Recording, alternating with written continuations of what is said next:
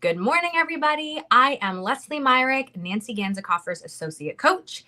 It is Wednesday, so we are talking with Megan Dahle today, our money guru, about money management and the million-dollar question for designers who like to hold on control of everything and don't like to outsource. Is it time to hire a bookkeeper? Welcome, Megan. Good morning. Good morning, Lesley. It's nice to be here. Thanks for having me.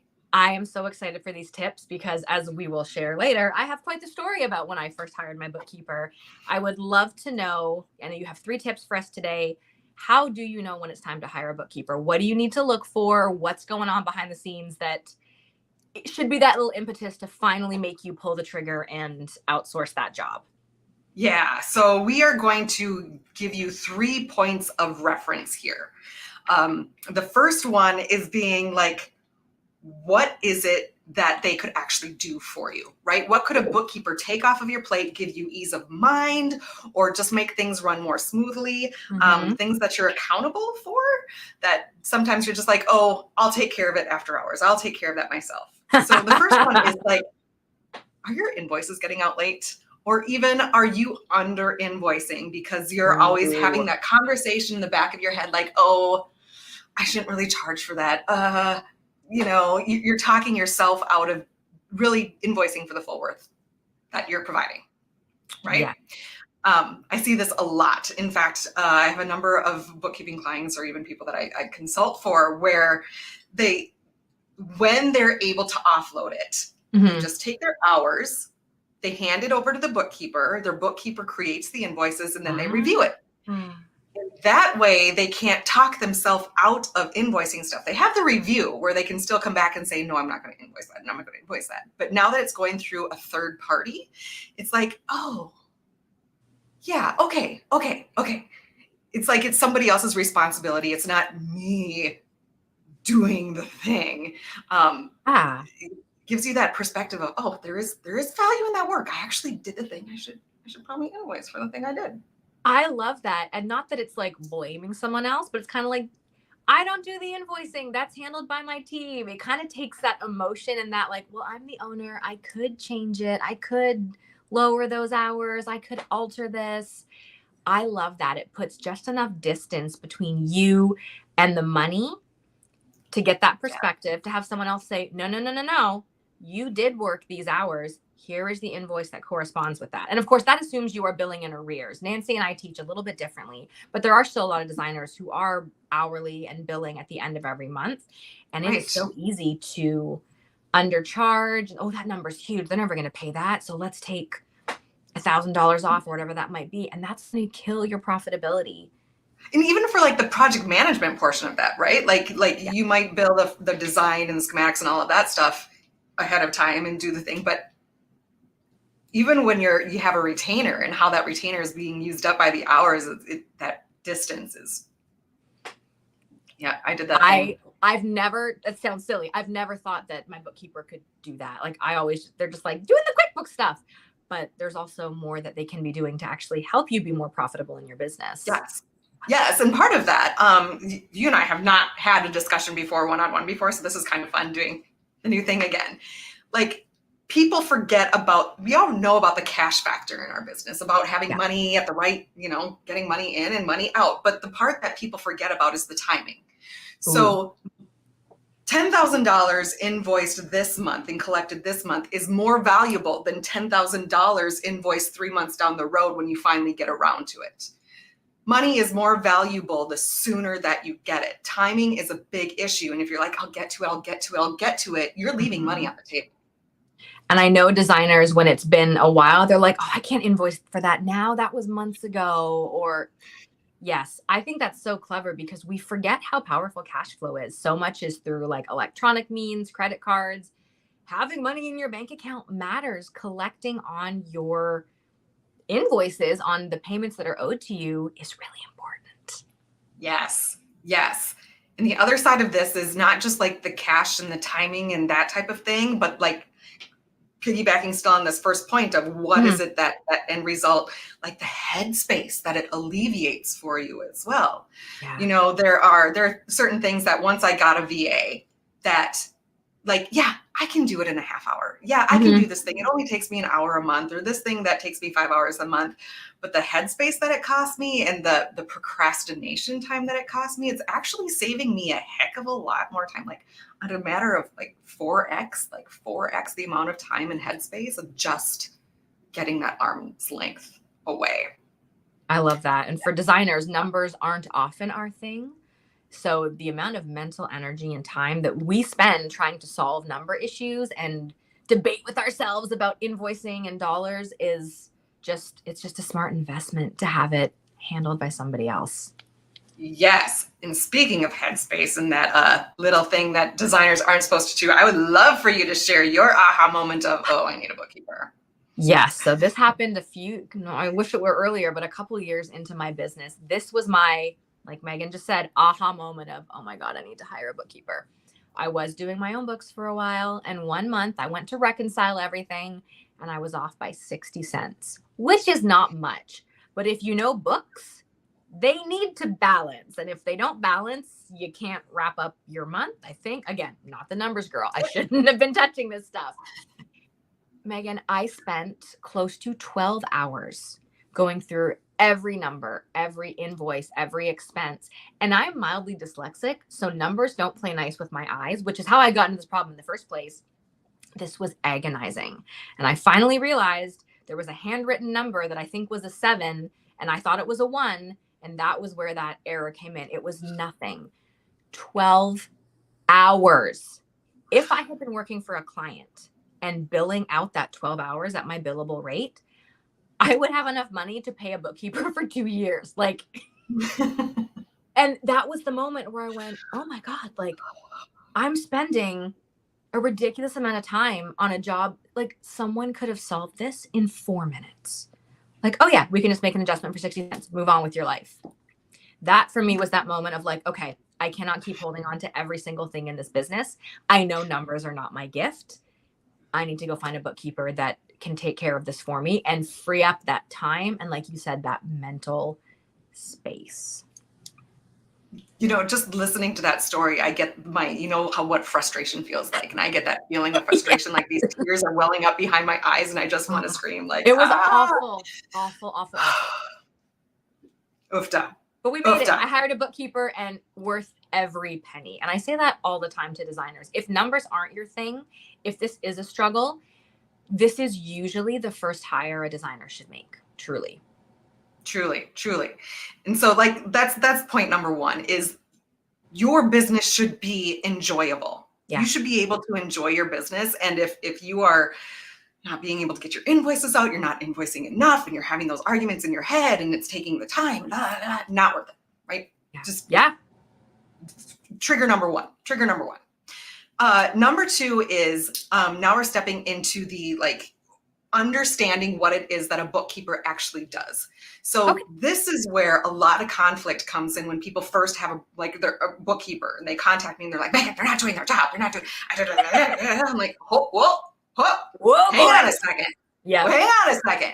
Let's understand what a bookkeeper does. So looking at your business on a timeline, right? Let's look at a timeline. And if this is today, today and everything previous to this is where your financial statements come in, your balance sheet, your income statement, all that stuff. Like it's historical information. And the thing that I love about bookkeepers that I don't have the mentality to do is that they love precision. They love to be right. They love to have the gold star, and that accuracy exists historically. So when somebody comes to me and says, my bookkeeper should have known that XYZ was going to happen. My bookkeeper didn't tell me about this thing that was going to happen in the future. It's not their job. Not their job. Their job is to take care of history. I love that because I had a similar experience where I was like, why didn't my bookkeeper tell me I was going to owe all this in tax? No, it's not their job. And I didn't know that either. You're absolutely right. Yeah. So let's give them a break, first of all, and understand that they are here as your organizer. They're here to give you peace of mind and make things nice and tidy. Their job is not to start pointing you to future things. And that is between you and your business coach, between you and your CFO, between you and your tax person, between you and your financial advisor. That is not your bookkeeper, but they give you all of the information, so it is at the tip of your finger, so you can go to those people and say, this is what's been going on. Help me decipher what to do next. Help me. Here is the numerical evidence of what's going on in my business. So the bookkeeper gets all your ducks in a row so that you can bring that to someone who can help you be more forward thinking. Absolutely. That's absolutely helpful. Yes. So now that we know the second point of what it is that they actually do, it's like having a personal organizer. Love it. The third thing is like the end results. It's the product of this, of the things that you want to keep your eyes on. And so I do have I have my vital 4 numbers that I like all of my clients to know, because it's the relationship of those 4 numbers that we want to dig into. Okay. The reports, this is especially for interior designers, because your business is so unique. When it comes to cash management, there is nothing quite as complicated as interior design. Right? So when it comes to other people's money, knowing whose is whose and who's where in that cash management, this is where the teamwork between you and your bookkeeper comes through, and where communication is going to be key. Your bookkeeper, on like point number 2, they're going to know how to put the pieces in place, but the communication of what you need to be able to see is where you can't just expect your bookkeeper to know and run with. Okay. You need to be able to communicate with them. Okay, I work on a retainer basis, or okay, I am taking 70% deposits on all furniture. I'm taking 100% deposits on all furniture, and I need to be able to see what money is mine, what money I can use, and what money we're holding for the future. And this isn't a one-time conversation of when you hire them. It is a continuing conversation. Now, the biggest mistake that I see with the relationship with the bookkeeper is that people lay down the law, or they set their expectations at the beginning of the relationship. Mm-hmm. And then they're like, they peace out. I'm out. I'm done. Like, thank you, bookkeeper. Feed me what I need to know. And then they get the financial statements. They get in the tempo of getting financial statements. People stop looking at them because everything's running okay. Guilty. Yep. I'm like, yeah, sure. Good. Thank you for sending that. Have a nice day. Yes, thank you for sending. Oh, man. Give your bookkeeper the pleasure of answering questions. Even if their answer is like, I don't know the answer to that, you're going to have to talk to your CFO. I don't know the answer to that. Acknowledge their work, right? Give a sense of gratitude for their work by just looking. And even if it's the same question every month, hey, I'm looking at my cash account that I keep for other people's money, and it feels a little bit off. Can we walk through this together? Even if it's a 5-minute Loom video, paying attention is huge. I'll even raise my hand and say that I'm guilty of this. When I was doing bookkeeping and accounting, I knew where people would look. It would get into a habit of, I knew I could skate by until the end of the year and never have to reconcile inventory, because they're never going to know anyway. And they're never going to ask, even though I know they should be asking. Yeah. And so I don't really have to do it every month. I can get by with it once a quarter or once a year instead. And so by asking questions and paying attention, even just a little bit of attention, you are going to grow that relationship with your bookkeeper to the point where you might even become a favorite, and they do start looking a little bit forward or nudging you like, hey, I haven't heard from your CPA. Do you want to start saving something for taxes? The more you look out for them, the more they're going to look out for you. What I'm hearing, Megan, and I'm really encouraged by this, is like, it's okay to email your bookkeeper with questions. And in fact, it is welcomed. Because yes. I feel sometimes like, oh, I don't want to bother them. You know, we've got a flat monthly fee. What if I'm charged outside of that? And I'm not, like, even if I work, fine, it's worth it. But there's those thoughts of like, well, they're busy. It's almost tax season. I know they got a lot to. No, email them, talk to them, ask questions, get the answers you need. Yes.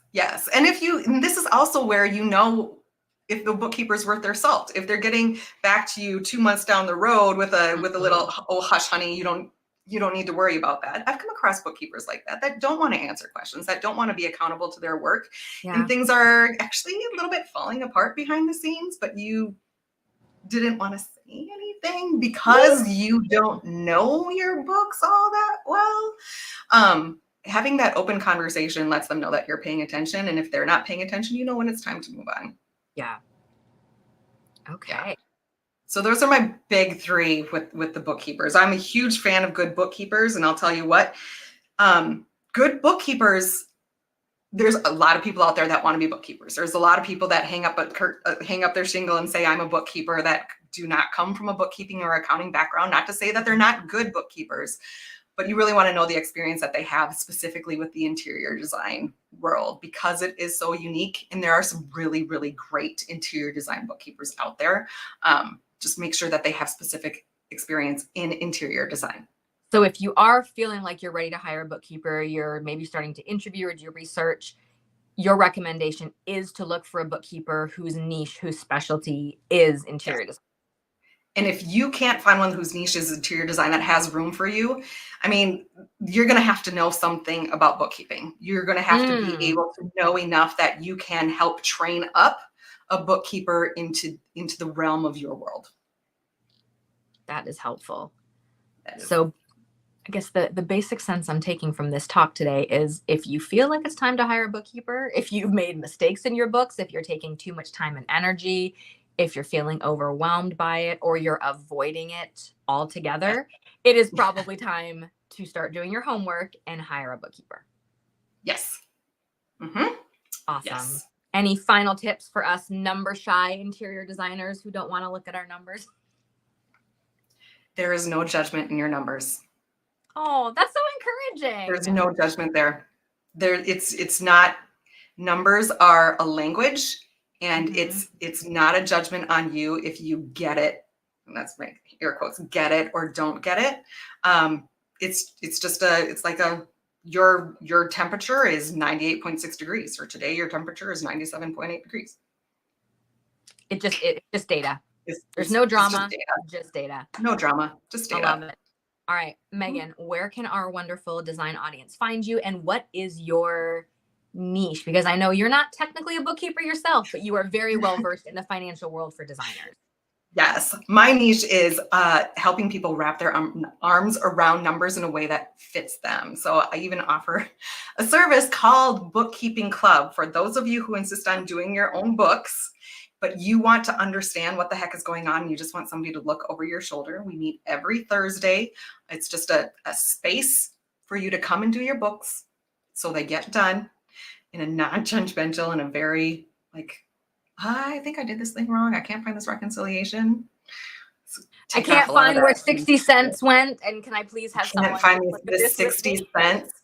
Yeah. And it's almost like a training ground for those who do want to hire a bookkeeper, but want to know their stuff before they hire a bookkeeper. I love that. Help empower designers to understand the lingo and to know what to be looking for. Yeah. Awesome. Well, thank you, Megan. I know money is not always the topic designers want to talk about, but this was really, really helpful. And we will see you again soon for more money conversations. I appreciate it. Thanks, Lesley.